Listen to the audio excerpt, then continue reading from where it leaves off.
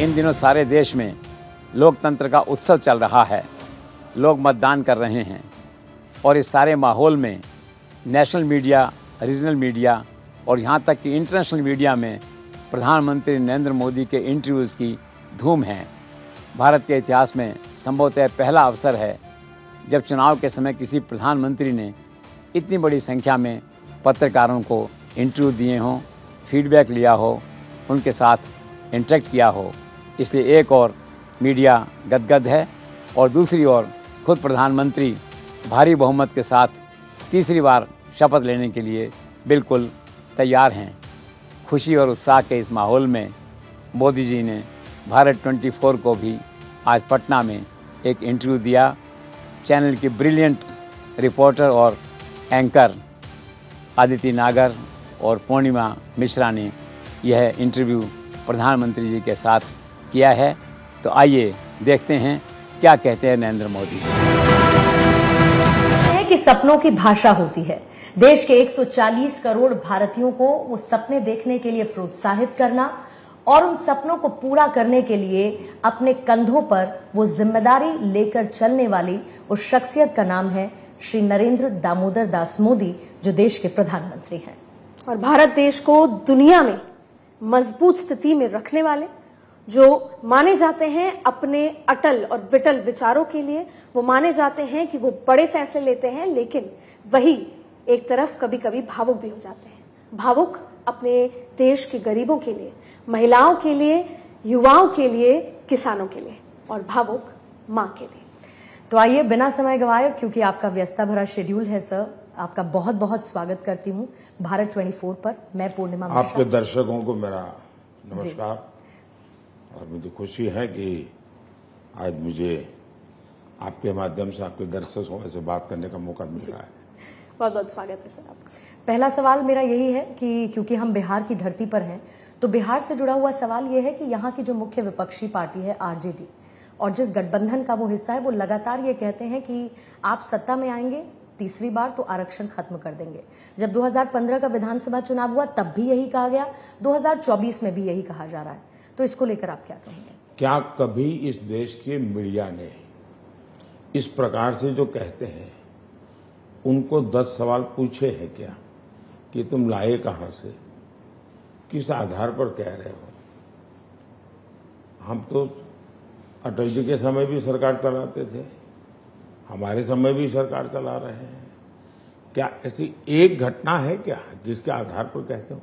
लेकिन कठिनाई क्या है कि वो कुछ लोग हैं जो कुछ कूड़ा कचरा फेंकते हैं, वो उठा करके ले आके आप हमारे पास आते हो, फिर आप हमें कहते हो गुलदस्ता बनाओ। अब ये तो हमारे साथ जरा जुल्म ही जुल्म है। तो फिर भी जब आपने पूछा है तो मैं बता देता हूं कि इन लोगों को संविधान के ऊपर एक शब्द बोलने का हक नहीं है। इसलिए नहीं है कि आप संविधान के शपथ लेकर के सरकार चलाते थे और आप चारा चोरी करते थे, कैद हो चुकी अदालत ने गुनहगार सिद्ध कर दिया। मतलब संविधान का घोर अपमान आपने किया। दूसरा, जब देश 33% विमेन आरक्षण का बिल लेकर के आया तो पार्लियामेंट के अंदर इन्हीं की पार्टी ने उस बिल को छीन लिया, उसके लीरे लीरे कर दिए और उस दिन हाउस का आखिरी दिन था। उसके बाद 30 साल तक वो लड़का रहा। जिन लोगों ने संविधान के साथ, संसदीय प्रणाली के साथ ये खिलवाड़ किया हो, वे राजनीति के लिए इस प्रकार का झूठ बोल रहे हैं। दूसरा, ये वो लोग बोल रहे हैं जिनकी पहचान में 3 चीजें साफ साफ है। एक, ये सारे लोग घोर सांप्रदायिक है, कम्युनल है, जुबान पर सेक्युलरिज्म की बातें करते हैं, नकाब एक पहनते हैं और डगर डगर पर सांप्रदायिकता के ही खेल खेलते हैं। दूसरी इनकी विशेषता है, ये घोर जातिवादी है। हिंदू समाज की जातियों के बीच टकराव पैदा करना, तीसरा उनका परिवारवादी है। ये तीन कैरेक्टर कॉमन है इन लोगों के, और इसलिए दूसरा कांग्रेस के शहजादे, जिसने खुद ने कैबिनेट तो संविधान के द्वारा बनी हुई है, कैबिनेट के निर्णय को जो व्यक्ति पत्रकार परिषद बुला करके उसको फाड़ करके फेंक दे, उसको संविधान के लिए एक शब्द बोलने का हक नहीं है। और इसलिए ऐसे लोग जो कूड़ा कचरा फेंकते हैं उसको लेकर के हमारा समय क्यों आप लोग खराब करते हैं? सर, पूरा विपक्ष एकजुट हुआ है सिर्फ इसलिए कि वो नरेंद्र मोदी को हरा सके, लेकिन दूसरी तरफ आपने 400 पार का नारा पहले दिन से दिया, जो प्रेशर विपक्ष पे तो है ही, खुद पे भी है, पार्टी पे।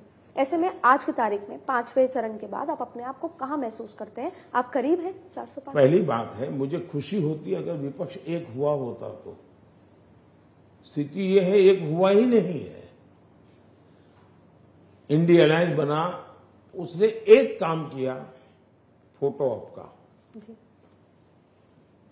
पहले फोटो में जो लोग थे वो दूसरे में नहीं थे, दूसरे में थे इतने, तीसरे में नहीं थे, और अब तक 4 या 5 फोटो सेशन हुए हैं, लेकिन उनकी संख्या कम होती गई और कैटेगरी भी कम होती गई। टॉप रैंक की लीडरशिप आना बंद कर दिया। दूसरा, पहले यानी इंडिया अलायंस में सबसे वरिष्ठ साथी उनका लेफ्ट है, और उन्होंने वायनाड में जाकर के लेफ्ट के खिलाफ चुनाव लड़ा, और केरल में सबसे ज्यादा कांग्रेस और लेफ्ट के बीच तू मैं हुई है, अभद्र भाषा का उपयोग हुआ है। उसको आप कैसे कह सकते हैं कि विपक्ष एक हुआ है? मैं तो कहता हूं अच्छा होता वो होता, कुछ मुद्दों पर होता, सिद्धांतों पर होता, नहीं हुआ है। देश के लिए ये चिंता का विषय है कि विपक्ष 1900 से लेकर के 24 और 14 से लेकर के 19 विपक्ष के नाते भी विफल गया है। कोई भी कंस्ट्रक्टिव मुद्दों को लेकर के देश के सामने नहीं आया है, और आज उनको जो मुसीबत हो रही है उसका कारण भी यही है कि जो विपक्ष के नाते भी फेल हो गए, उनको सत्ता में लाकर के क्या फायदा होगा? दूसरा, उनका ट्रैक रिकॉर्ड है, वो किसी भी हालत में ट्रैक रिकॉर्ड ऐसा नहीं है कि जो आज की युवा पीढ़ी को आकर्षित कर सके। जहां तक भारतीय जनता पार्टी का सवाल है, देश की जनता ने तय किया है हमें 400 से ज्यादा सीट देना, क्योंकि चुनाव जनता के नेतृत्व में लड़ा जा रहा है, इसकी ऑनरशिप जनता ने ली हुई है। मैं तो जो जाता हूं सब जगह पे तो जनता जनार्दन के दर्शन के लिए जाता हूं, उनके आशीर्वाद लेने के लिए जाता हूं। चुनाव तो जनता लड़ रही है। अभी मैं पटना में था, मैं तो जा रहा था, हमारे साथी जो सुशील जी का स्वर्गवास हुआ उनके परिवार को मिलने के लिए, लेकिन मैं देख रहा था पूरा 8-9 किलोमीटर का रोड शो हो गया। आपको देखने, अब वो कोई कारण नहीं था रोड शो होने का, तो जनता ही चुनाव लड़ रही है। आपने आशीर्वाद की बात की, मैंने इस चुनाव में एक शो किया था सियासत के रामपथ, तो मैं अयोध्या से रामेश्वरम तक गई। अयोध्या में मैंने दक्षिण भारतीयों की एक लंबी कतार राम मंदिर के दर्शन के लिए देखी। जब मैं आखिरी में रामेश्वरम तक पहुंची, तमिलनाडु तक, तो पूरे 5 राज्यों में दक्षिण के मोदी घर घर तक पहुंच चुके हैं। तो क्या भारतीय जनता पार्टी अब एक राष्ट्रव्यापक पार्टी हो गई है, और इसका क्रेडिट आपके पास दे सकते हैं? दुर्भाग्य है हमारे देश में कुछ लोगों ने ऐसा नैरेटिव गढ़ा है, और आपकी जनरेशन के पत्रकार भी उसमें फंस गए हैं। कैसा नैरेटिव गढ़ा? ये बीजेपी तो उत्तर भारतीय पार्टी है, बीजेपी तो शहरी पार्टी है, बीजेपी तो बनिया ब्राह्मण की पार्टी है, बीजेपी तो महिला विरोधी पार्टी, ये सारी नैरेटिव गढ़ दिए गए पिछले 40-50 साल में। हकीकत ये है कि भारतीय जनता पार्टी गुजरात में 30 साल से राज कर रही है। जी। वो हिंदी भाषी है क्या? उत्तर भारतीय है क्या? महाराष्ट्र में हम राज करते हैं, गोवा में हम राज करते हैं, कर्नाटका में हम राज करते हैं, पुडुचेरी में हम राज करते हैं। क्या ये, लेकिन अब चल पड़ी ये फैशन, कोई कहने वाले कोई काउंटर क्वेश्चन नहीं करता है। आज भी केरल में और कश्मीर में पंचायतों में, नगर पालिका में, विधानसभाओं में हमारे लोग चुन करके बैठे हुए हैं। जी। कश्मीर से कन्याकुमारी, अटक से कटक, पूरे हिंदुस्तान में भारतीय जनता पार्टी संगठन के रूप में तो है ही है, जी। जनप्रतिनिधि के रूप में भी है और वो अपनी भूमिका अदा करता है। जी। और जो हम पर आरोप लगते हैं, संसद में सबसे ज्यादा SC, ST, OBC MLA किसके हैं? बीजेपी के। MP किसके हैं? बीजेपी के। सबसे ज्यादा विमेन MLA किसके हैं देश में? बीजेपी के।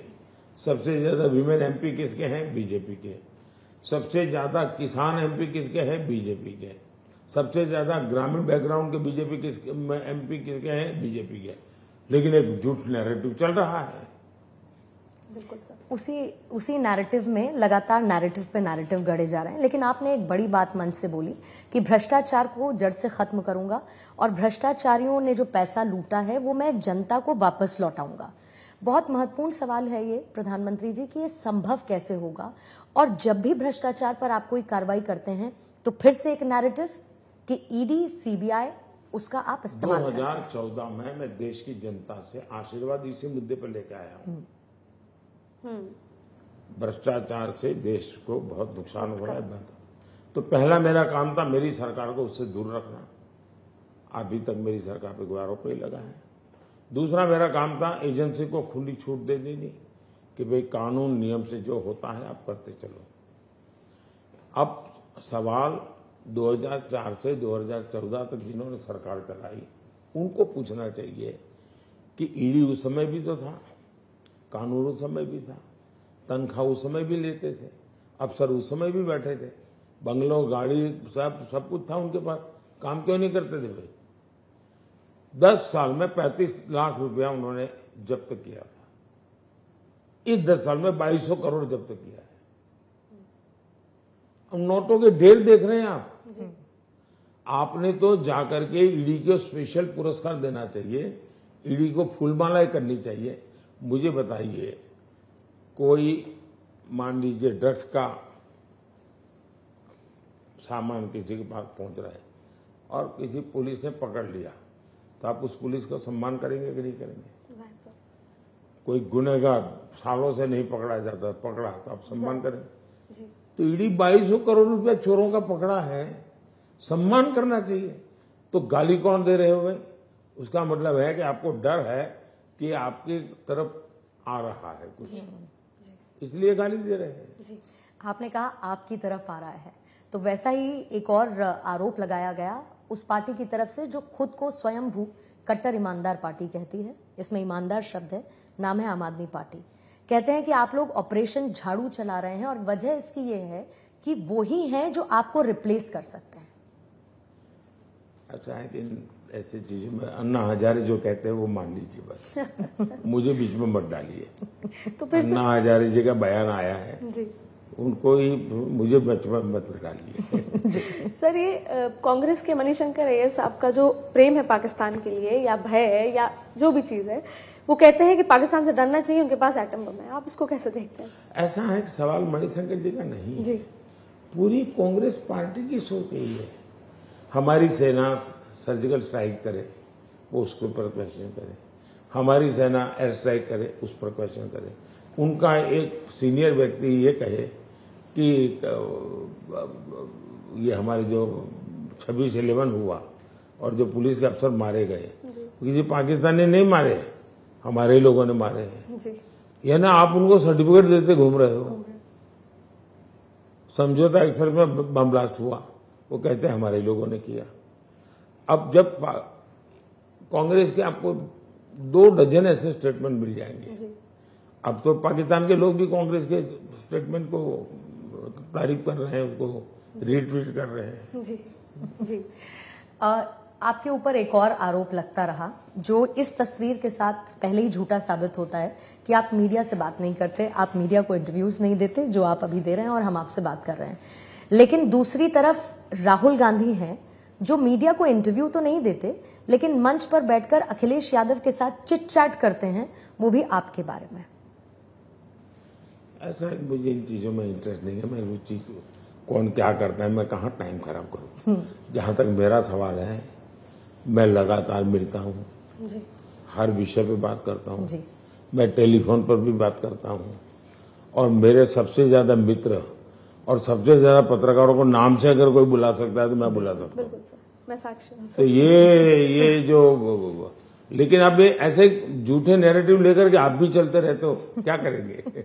सर, एक भविष्यवाणी आपने की थी कि राहुल गांधी वायनाड के बाद एक सेफ सीट ढूंढेंगे, तो आप मानते हैं रायबरेली सेफ है? क्योंकि माताजी ने भी पहली कह बात ये है कि मैं कोई भविष्यवेत्ता हूं नहीं, न ही मैं किसी भविष्यवेत्ता को जानता हूं, और न ही मैंने भविष्यवेत्ता ये साइंस के संबंध में कुछ पढ़ा है जी। तो मैं इसमें तो कोई जानकार नहीं। लेकिन मैं सार्वजनिक जीवन में जीता हूं तो मुझे पता रहता है कि भाई फलाना पत्रकार आया तो मुझे क्या पूछेगा, मुझे अंदाज रहता ही रहता है, इतने सालों में रहता है। जी।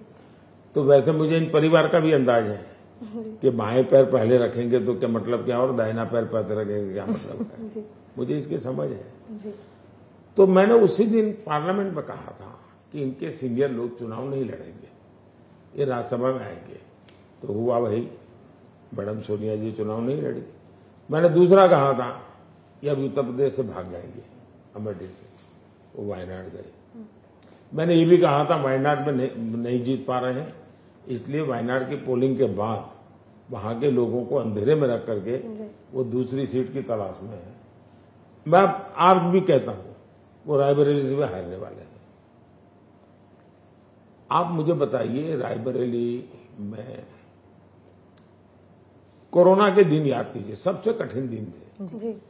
जो परिवार कहता है कि पिछले 50-60 साल से हमारी संपत्ति है, एक व्यक्ति कोविड के समय वहां जाके उनका हाल पूछा था। इशू है, मैं वहां गई थी। बिल्कुल। इतना पूछो ना, जी। फिर आप अपनी संपत्ति की बातें करो। जी बिल्कुल।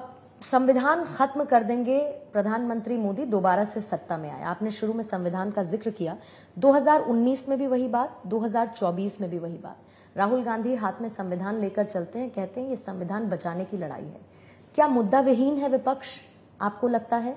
और संविधान के नाम पर देखिए, कांग्रेस पार्टी अपनी पार्टी के संविधान को मानते हैं क्या लोग?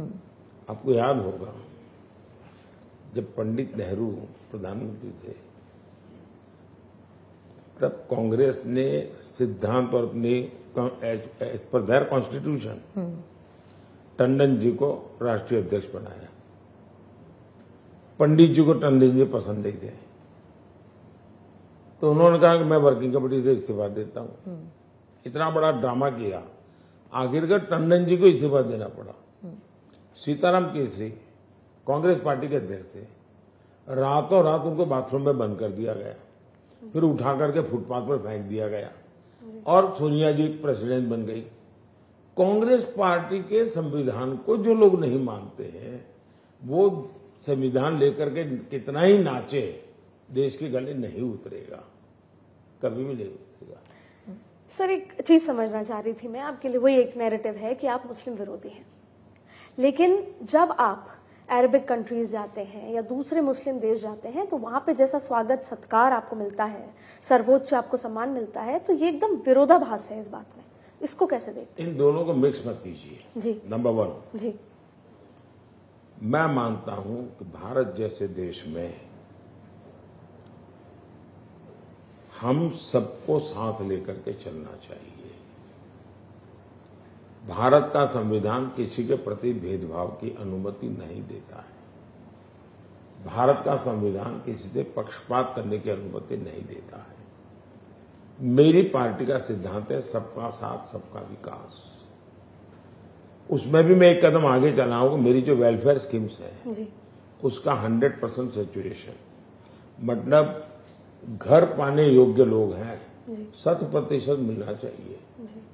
गैस कनेक्शन पाने योग्य हैं 100% मिलना चाहिए। जब मैं 100% देता हूं मतलब सामाजिक न्याय भी करता हूं। जब 100% देता हूं तो अच्छा सेकुलरिज्म भी करता हूं, कोई भेदभाव है ही नहीं। मैं जो बोल रहा हूं, मैं मुसलमानों के खिलाफ नहीं बोल रहा हूं। मैं अपने आप को बिन सांप्रदायिकता के ठेकेदार मानने वाले लोग जो गौर सांप्रदायिक एक्टिविटी करते हैं उनको एक्सपोज कर रहा हूं। और मैं मुसलमानों को भी समझा रहा हूं कि इन्होंने तो अब 2011-12 में राहुल गांधी ने मुसलमानों को आरक्षण देंगे ऐसा भाषण किया। बिल्कुल। अब मुसलमानों ने सोचना चाहिए भी ये 12 में भाषण कर रहा था, अभी भी कर रहा है, तो हम तो मूर्ख बनते जा रहे हैं, ये बोलते जा रहे हैं और हम मानते हैं ये हमारे बड़े हितैषी है। दूसरा, दुनिया मानती है कि सेकुलर है जी। ये गौर कम्युनल है। अब हिंदुस्तान को इनको जानने की जरूरत है। और इनमें 3 क्वालिटी है जो मैंने पहले से ही बताया। 3 क्वालिटी तो नहीं कह सकता, 3 अवगुण है। एक, ये गौर सांप्रदायिक है, ये गौर जातिवादी है, ये गौर परिवारवादी है। जहां तक मोदी का सवाल है, हमारा तो मंत्र है सबका साथ सबका विकास। हम सबको साथ लेकर के चलना चाहते हैं, सबका विकास करना चाहते हैं, कोई डिस्क्रिमिनेशन नहीं होना चाहिए। भारत का संविधान हमको जो कहता है, लेकिन अपीजमेंट के पक्ष में हम नहीं है। Justice to all, appeasement to none. ये अपीजमेंट कर करके आप सेकुलर नहीं बन सकते हो। सेकुलर बनना है तो सबको समानता से सेकुलर बन सकते हो। ये वो नहीं करते हैं। अब कर्नाटका में रातों रात उन्होंने ओबीसी के जो आरक्षण था उसको लूट लिया और मुसलमानों को दे दिया। मैं उसका विरोध करता हूं। जब मनमोहन सिंह जी, मैं उस मीटिंग में मौजूद था जी। वो कह रहे संपत्ति का पहला अधिकार मुसलमान का है। मैं कहता हूं संपत्ति का पहला अधिकार देश के गरीब का है। मैं धर्म के आधार की राजनीति का विरोध करता हूं। इसके लिए मुझे धर्म का नाम देना पड़ता है। इसका मतलब ये नहीं कि मैं धर्म के विरुद्ध में हूं या उस समाज के विरुद्ध में हूं। लेकिन ये लोगों ने इतना पाप किया है कि मुझे खुलकर के बोलना पड़ रहा है। उनके खिलाफ मुझे बहुत कुछ कहने की मेरे पास मसाला है। उन्होंने इतना अन्याय किया है इस देश को, और देश को पता चलना चाहिए। लेकिन आपने कहा अपीजमेंट टू नन, और मुस्लिमों के आरक्षण की बात होती है, इसीलिए आपने मुस्लिम लीग मैनिफेस्टो बताया कांग्रेस के मैनिफेस्टो को। मेरा और वो यही कहते हैं कहना कि आप डन कि आप भारत के संविधान सभा जो हुई उसमें जो डिबेट हुई है, बाबा साहब आम्बेडकर भी और पंडित नेहरू समेत सबने कहा कि भारत में धर्म के आधार पर आरक्षण नहीं दिया जा सकता। ये संविधान सभा ने निर्णय किया हुआ है। आज आप धर्म के आधार पर आरक्षण कैसे कर सकते हो? मैं मुसलमान को आरक्षण देना न देना मेरा मुद्दा ही नहीं है। जी। मैं कहता हूं हिंदुस्तान में धर्म के आधार पर आरक्षण नहीं होना चाहिए। राइट सर, आपकी व्यस्तता समझते हुए बस आखिरी सवाल आपसे कि 2014 में जो चुनाव था वो मोदी के प्रति एक उम्मीद का चुनाव था, जो 2019 आते आते वो चुनाव विश्वास में बदल गया। तो 2024 में जनता को मोदी से क्या उम्मीद है, क्या उम्मीद करनी चाहिए, और साथ में आपका जो 125 दिन का रोड मैप है उसको समझना चाहेंगे। दो चीजें हैं। एक, जब आपकी नीयत साफ होती है, नीयत में कोई खोट नहीं होती है, तो आपको जनता के सामने कोई सफाई देने के लिए चक्कर काटने नहीं पड़ते हैं। आज मैं देख रहा हूं कि 10 साल के अनुभव के बाद देश की जनता को इस सरकार के प्रति भरोसा है। लेकिन मैं उस भरोसे को एक डिग्री ऊपर लेकर के ओनरशिप लेना चाहता हूं। और ओनरशिप के रूप में मैंने कहा कि ये मेरी गारंटी है, ये करूंगा मतलब मोदी की गारंटी है। और जब कोई गारंटी कहता है तो ये शब्द नहीं है, ओनरशिप है। बिल्कुल। मैं इसका मतलब कि मैं जवाबदेह हूं। देश मुझसे पूछ सकता है भाई मोदी तुमने कहा था क्यों नहीं हो रहा? तो इतना रिस्पॉन्सिबल लीडरशिप होनी चाहिए, तब जाकर के देश उसके साथ चलता है। जहां तक 125 दिन का सवाल है, मैंने 2047 तक का पूरा डिजाइन बनाया हुआ है। उसमें 5 साल पर काम शुरू हुआ है, फिर उसमें से 1 साल पे हुआ है, और उसमें से 100 दिन, और अब मैंने युवाओं के लिए जोड़ करके 125 दिन। तो मेरा बड़ा सिस्टमेटिक काम चल रहा है। दो बेहद खास बातें यहाँ पर कही कि जब गारंटी शब्द कहा जाता है तो वो सिर्फ एक शब्द नहीं है, वो एक भावना है, जवाबदेही है, जिम्मेदारी है, और उसका निर्वहन करते हुए 400 पार की तरफ आगे बढ़ रहे हैं प्रधानमंत्री नरेंद्र मोदी भाजपा और एनडीए के परिवार के साथ। और एक और बेहद खास बात कि वो 100 दिन में 25 दिन युवाओं के नाम है। जाहिर है न झुकेंगे न रुकेंगे न थकेंगे की बात आप करते हैं। तो इन्हीं शुभकामनाओं के साथ कि 4 जून बहुत बहुत धन्यवाद आपके लिए मंगलमय हो। 4 जून आपके लिए मंगलमय हो। बहुत बहुत धन्यवाद, आपने समय दिया प्रधानमंत्री जी। नमस्कार, शुक्रिया।